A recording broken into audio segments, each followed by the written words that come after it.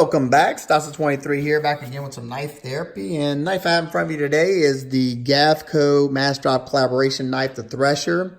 I love Gavko's designs, and when I saw this one, I knew I was going to want it. This is my most anticipated MassDrop knife of the year, and for a good reason. I think this guy came in at around $180. I'm not certain if the exact price, but it was in that ballpark. You could do different things and get it a little cheaper, a little bit more expensive, depending on the finish and all the stuff you chose. Just like pretty much all MassDrop collaboration style knives,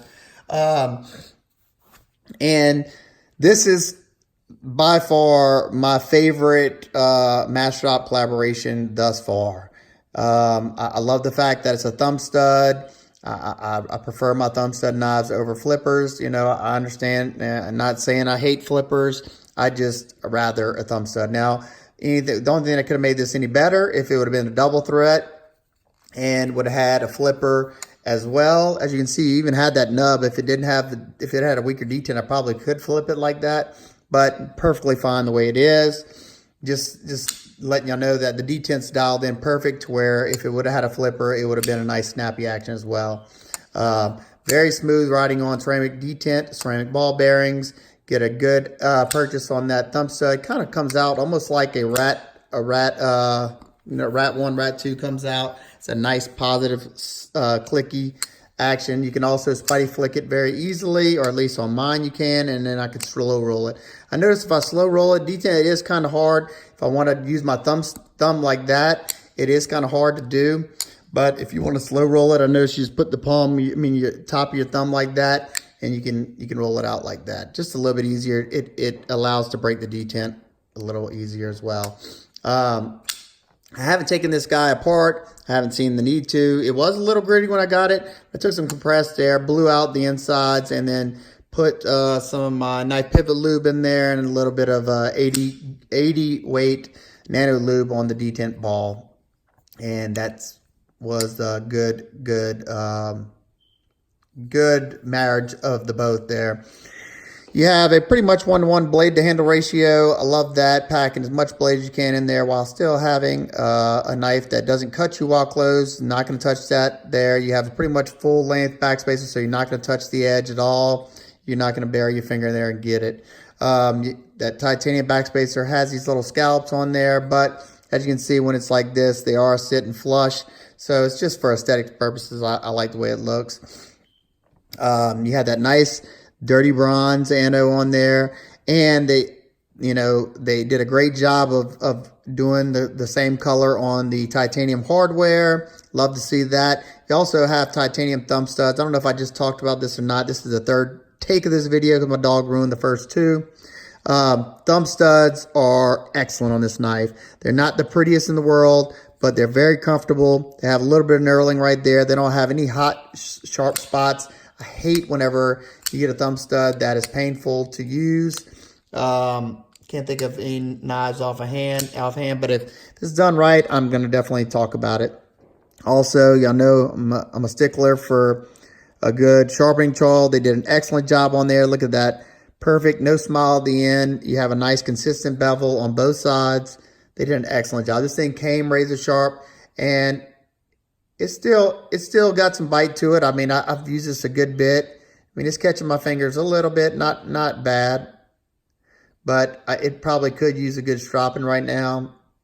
I probably should have cleaned it off before the video, but we're just taking it as is. You can see Gavko's logo right there, S35VN. Nice clip point right here. I love that beveling going on right there, so you don't have any sharp areas on the spine that don't need to be sharp. And you also get a very, very needle-like point for piercing.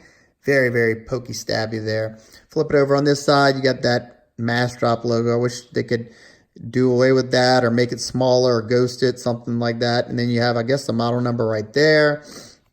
I love the fact that it doesn't have any jimping because I got this nice deep choil right here.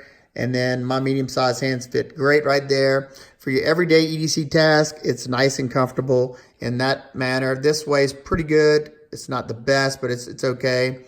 For your hammer grip, it's good as well. And I like choking up like this. I can put my finger in that little scalp area, you know, and get a nice little swoop in action there. Let's close this guy up. We talked about the hardware already. You got this nice milling pattern. I think it's like a reptilian pattern or something. It's got some little channels right here, and you got all these milled lines. Just a nice, attractive look at the $180 price point. I think it's very, very nice. But you know, I did notice I was doing a little bit of wood carving just to test out the ergos, and I did notice it wasn't super comfortable whenever you're putting a lot of pressure, and that's mainly because you still have a flat scaled knife. You know, it's just a flat scale, but you have these scallops and a little bit of chamfering right there, so that helps it, you know, in the ergonomics department. But I noticed whenever I was really bearing down that these peaks right here in the inside of those lines were kind of aggravating the hands. Not so bad to where I felt like I had to put gloves on, but just something that I wanted to note. Let's see. You can easily get in there to that lock bar, and it also has been beveled right there, so it's nice and comfortable to disengage that lock. Let's see.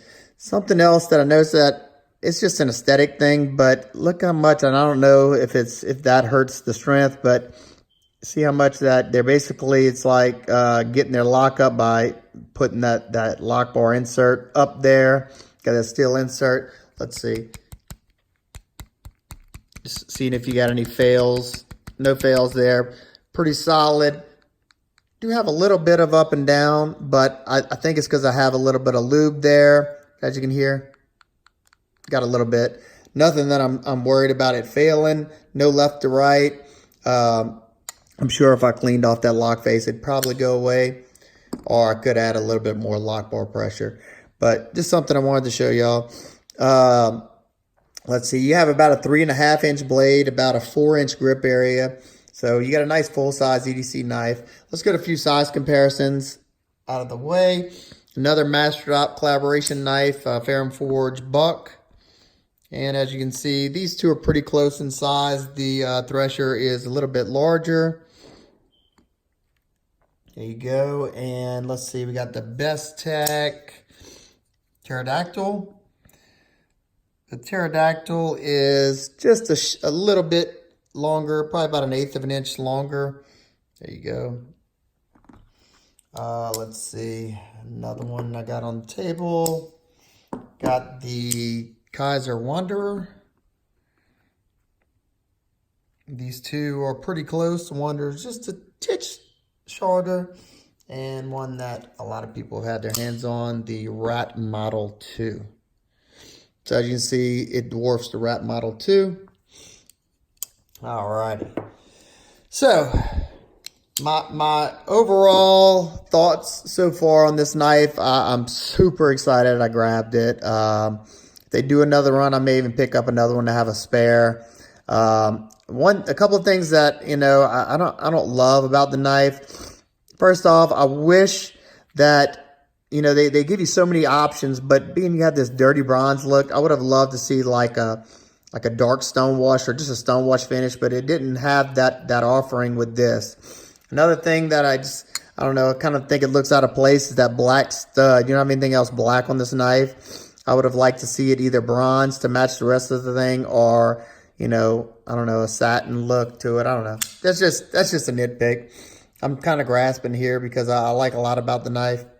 Another thing that I've noticed coming in and out of the pocket, as you can see where that sits, it's right there in that channel where this where it drops down right there. So it does right here on this line going across there. When I'm pulling it out of the pocket, you can hear it rubbing against that. So I'm sure it'll shred in my pockets over time. You know, not the end of the world, but it is going to stay in your pocket if, you know, that's something that matters to you.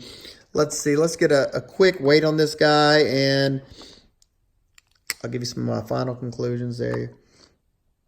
4.66 ounces, so not bad at all, especially, hold on, let me turn this off, especially for the fact that you don't have any, let's see if I can show you this. You don't have any internal milling there. You have just solid slabs of titanium, and you're just getting your weight reduction from the milling on the outside. So not bad at all. You got a nice substantial feel, nice, rugged feeling in hand. Just a thumbs up in my eyes. Sorry guys, I'm not feeling too great tonight, but I wanted to get out some videos because I've been kind of falling behind, just physical health. But if you have any questions, comments, concerns, please leave them down below. If they do another run of these and you missed the first one, I'm sure they will do another run of them. I would definitely pick it up if it interests you at all. Definitely well made. I know there's endless possibilities with the anode, especially with all these different sections. You could do each one of these a different color. Definitely something I might do in the later on, and I might do an acid stone wash on this blade. I think it would give it an overall cool, rustic, battle worn look. That's kind of what I like. But that's my thing, not your thing. Totally understand. All right, guys and girls, if you have any questions, comments, concerns, please leave them down below. Make sure to like, share, and subscribe, and I'll see y'all in the next one. Peace.